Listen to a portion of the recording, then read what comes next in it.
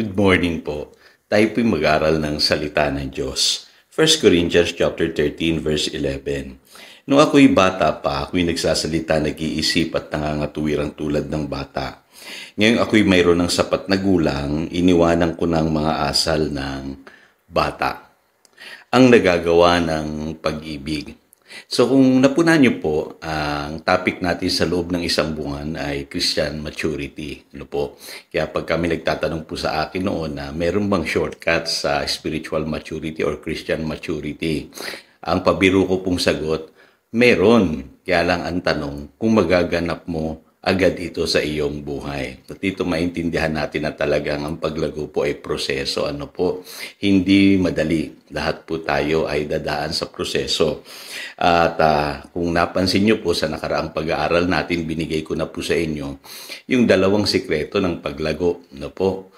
Ang unang-una po dyan ay yung pong relationship natin sa Word of God. Ano po?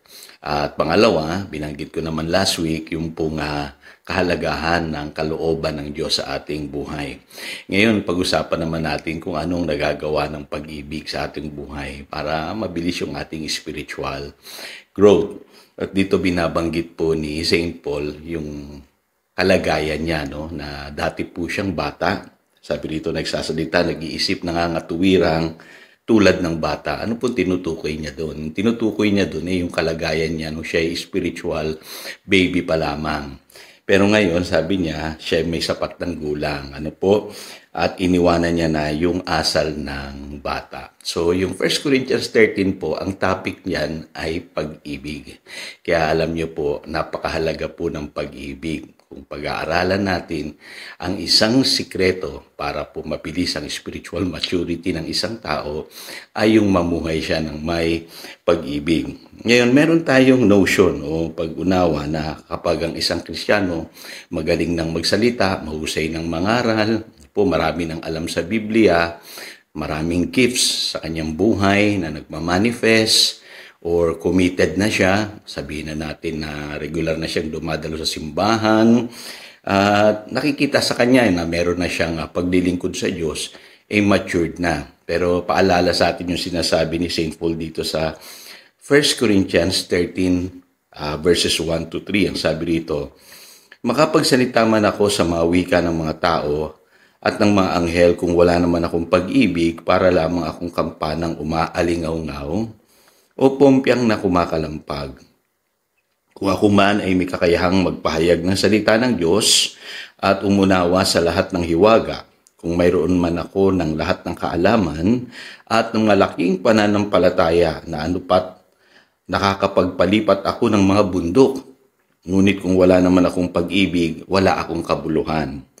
At kung ipamigay ko man ang lahat ng aking mga ari-arian at ialay ang aking katawan upang sunugin, ngunit wala naman akong pag-ibig, wala rin akong mapapala. So dito, may binabanggit si St. Paul. Ano po, kasi tayo, ang basihan natin ng Christian maturity, ano po, ay yung mga gifts ng Holy Spirit sa buhay ng isang tao. O di naman kaya yung knowledge, yung magaling ng mangaral ng salita ng Diyos, marami ng alam sa Biblia, o yung faith, no? Yung signs and wonders kapag nananalangin ng isang tao para bagang yung kapangyarihan ng Diyos kumikilos na sa kanyang buhay sa pamamagitan ng kanyang pananalangin.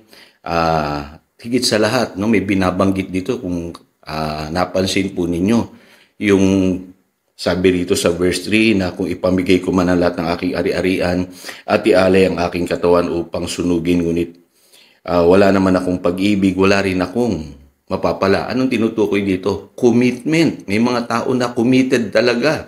Handa nilang ibigay ang kanilang buhay. Ari-arian. Ano po? Sa gawain ng Panginoon. Nagdo-donate yan. Ano po? At maging yung sariling buhay nila, kinukumit nila talaga sa church. Ano po?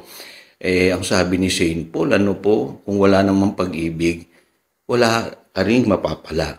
So, ano tinutukoy ni St. Paul? So, kung hindi gifts, knowledge, faith, commitment, ano po?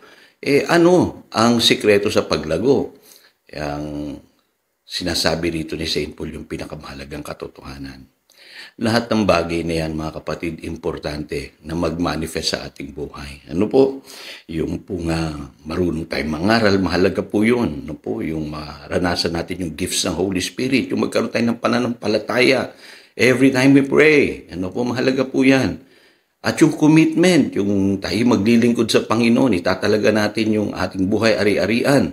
Para sa paglilingkod sa Diyos, mahalaga po yan.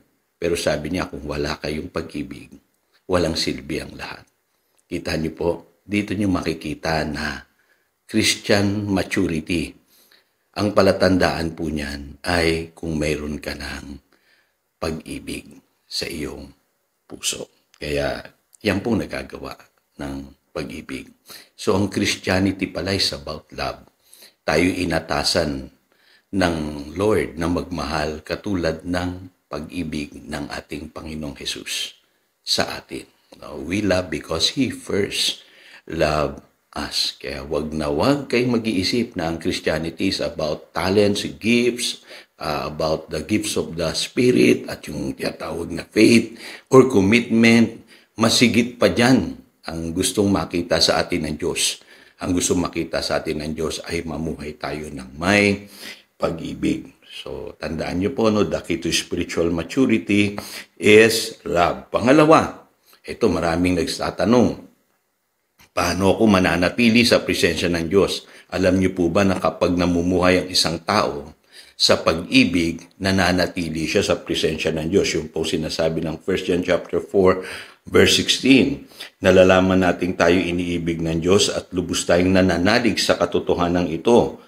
Ang Diyos ay pag-ibig. Ang nagpapatuloy na umiibig ay nananatili sa Diyos at ang Diyos ay nananatili naman sa Kanya. Kita po ninyo? Minsan kung ano-ano ang naiisip nating kaparaanan para mapalapit sa presensya ng Diyos, pero ang sabi po rito sa talatang ito, manatili lang tayong mamuhay ng may pag-ibig. Isa pa, marami rin nagtatanong, anong sikreto para sa answered prayer? At sagutin ng Diyos yung aking mga panalangin. Sabi po sa 1 John chapter 3, verses 22 hanggang 23, tinatanggap natin ang anumang ating hilingin sa Kanya dahil sinusunod natin ang Kanyang mga utos at ginagawa ang nakakalugod sa Kanya. Sabi sa verse 23, ito ang Kanyang utos. Sumampalataya tayo sa Kanyang anak na si Jesucristo at magmahalan tayo gaya ng iniutos ni Kristo Jesus sa atin. So yung pala ang sikreto sa answered prayer, ano po? Mamuhay ng may pag-ibig. Kaya dapat gawin natin yung utos ng Panginoong Hesus. Yan po ang batas o utos para sa ating mga bagong nilalang kay Kristo Jesus, ang batas ng pag-ibig.